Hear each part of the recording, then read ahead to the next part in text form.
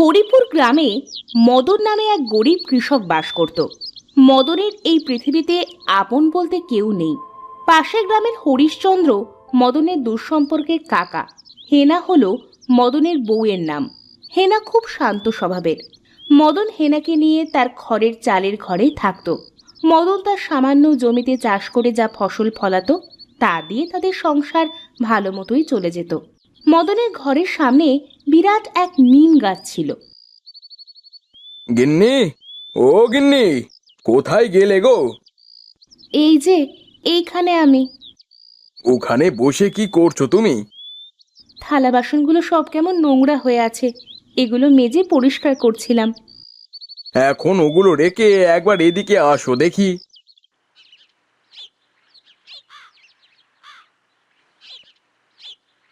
কি বলবে বলো দেখি। বলি শোনো শোনো, আমি একটু পাশের গ্রাম থেকে ঘুরে আসি।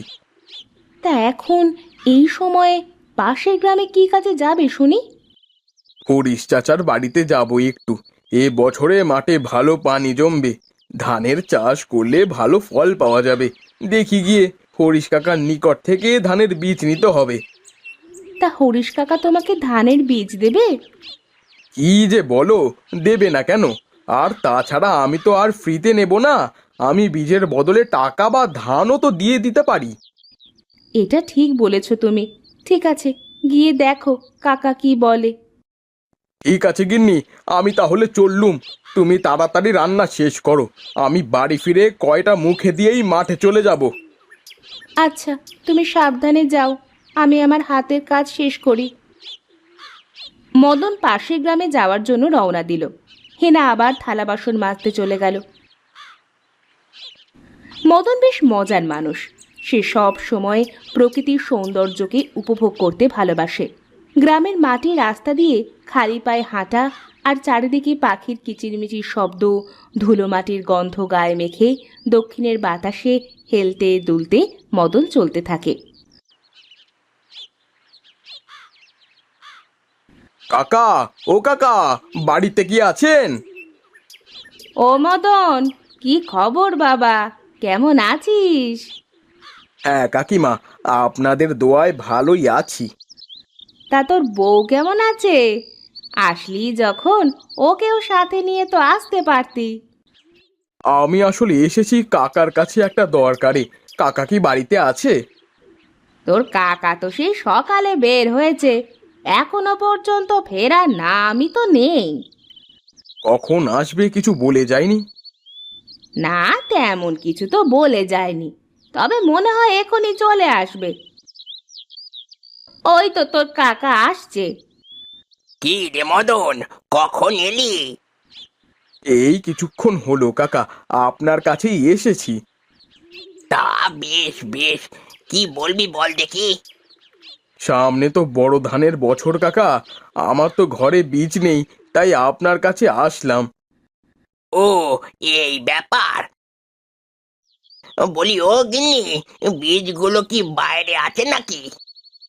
না গো, সব বীজ একসাথে করে তুলে রেখেছি। তুই এক কাজ কর মদন, তুই বরং কালকে একবার এসে বীজগুলো নিয়ে যাস। ঠিক আছে কাকা, আজ তাহলে আমি চললুম। মদনকে কিছু খেতে দিও গিন্নি। না কাকা, এখন আর কিছু খাবো না। মাঠে যেতে হবে, আবার জমিতে চাষ দেওয়া লাগবে, পরে এক সময় খাবো। ঠিক আছে তাহলে।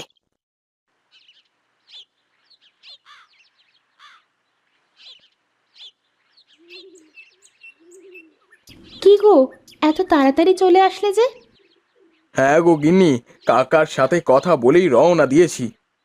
তা কি বললো কাকামশাই? কাল গিয়ে বীজ নিয়ে আসতে বলেছে। ঠিক আছে, তাহলে তুমি এখন হাত মুখ ধুয়ে বসো, আমি তোমার খাবার দিচ্ছি।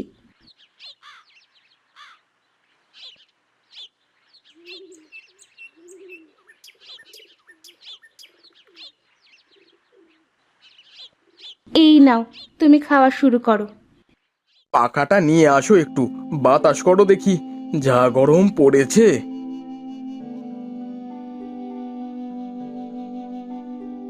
হেনা ঘর থেকে পাখা নিয়ে এসে মদনকে বাতাস করতে থাকে।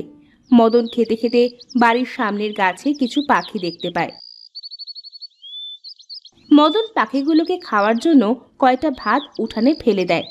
পাখিগুলো মদনের ফেলানো খাবার খেতে গাছ থেকে নেমে এসে সেগুলো খেতে থাকে। হ্যাঁ গো, তা ধানের চারা দেবে কোথায়?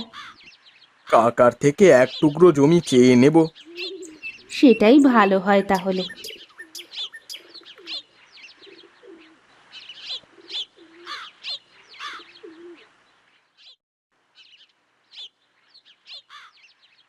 পরের দিন সকালে মদন হরিশ্চন্দ্রের বাড়িতে যায়।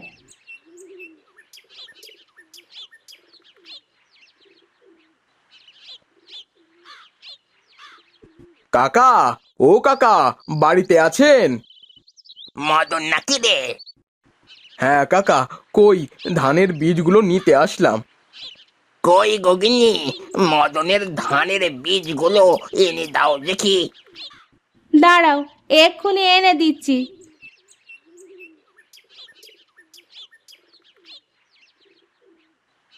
বলছিলাম কাকা, চারা দেওয়ার জন্য কোন জমিটা নেব? উত্তরের মাঠের খালের কোণের জমিটা নিস। ঠিক আছে কাকা, চললুম আমি।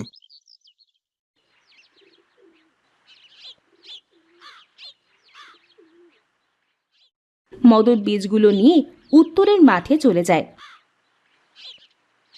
তারপর বীজগুলো এক এক করে জমিতে বুনে দেয়। কিছুদিনের মধ্যে বীজ থেকে চারা হয়ে যায়। মদন চারাগুলো তুলে তার নিজের জমিতে লাগিয়ে দেয়।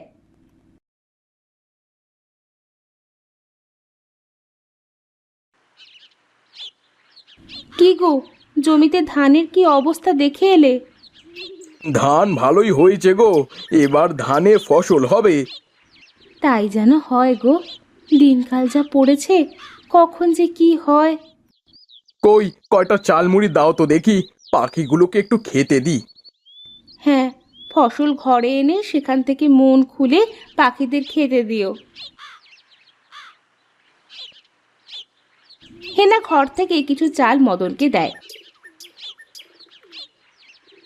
মদন চালগুলো মাটিতে ফেলে পাখিগুলোকে খেতে দেয়।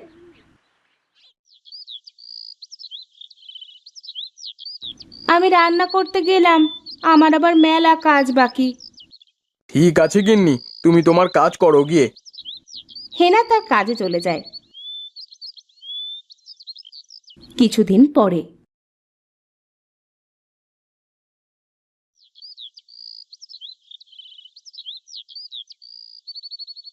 শোনো গিন্নি শোনো, হ্যাঁ গো, বলো, কি বলবে? ফসল তো নয়, যেন জমিতে সোনা ফলেছে। এবার ধানে অনেক ফল হবে গো। সে তো খুব ভালো কথা গো। যাই যাই, ধান কাটার ব্যবস্থা করে আসি, কালই সব ধান কেটে বাড়িতে নিয়ে আসবো।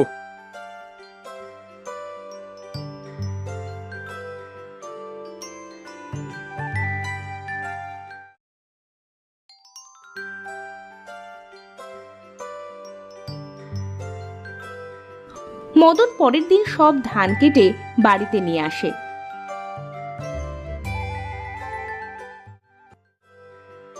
ধান গাছগুলো মাড়াই করে ধান আলাদা করে ঘরের মধ্যে রেখে দেয়। ঘরের অর্ধেকটার বেশি ধানে ভরে যায়।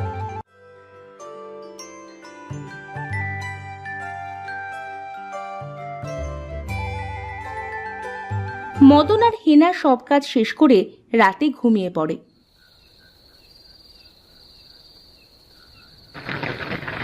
হঠাৎ মাঝরাতে কালবৈশাখী ঝড় শুরু হয়।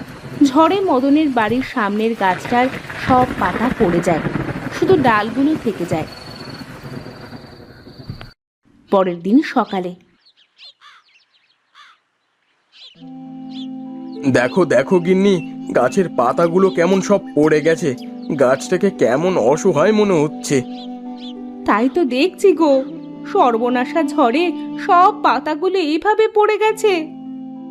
এখন আর এই গাছে কোনো পাখি এসে বসবে না। আমার এত ফসল থাকতেও এখন আমি আর ওদের খেতে দিতে পারবো না। মদন মন খারাপ করে বারান্দায় বসে মরা গাছটার দিকে চেয়ে থাকে। হঠাৎ মদন একটা পাখিকে উড়ে আসতে দেখে। কই গো গিন্নি, দেখো দেখো, একটা পাখি এইদিকে উড়ে আসছে। হ্যাঁ গো, সত্যিই তো। তা পাখিটা কি এই মরা গাছের ওপর বসতে চাইবে? আমার মনে হয় ঠিক বসবে গো, তুমি দেখো। বলতে বলতে পাখিটা মরা গাছটিতে এসে বসে। কই গো গিন্নি, ঘর থেকে কয়টা চালের দানা এনে দাও দেখি।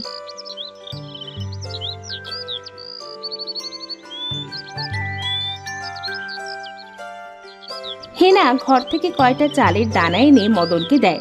মদন দানাগুলো মাটিতে ফেলতেই পাখিটা নেমে এসে খেতে শুরু করে। দেখো গিন্নি দেখো, পাখিটা দেখতে কি সুন্দর, আর গায়ের রংটা দেখো কেমন সোনার মতো চকচক করছে। হ্যাঁ গো, মনে হচ্ছে এ যেন এক সোনার পাখি। হ্যাঁ গো গিন্নি, দেখেছো, মরা গাছেও সোনার পাখি বসে। এভাবে পরের দিনও পাখিটা আবার আসে। মদন আবার পাখিকে খেতে দেয়। কিছুক্ষণ পর আরো অনেক পাখি আসতে থাকে।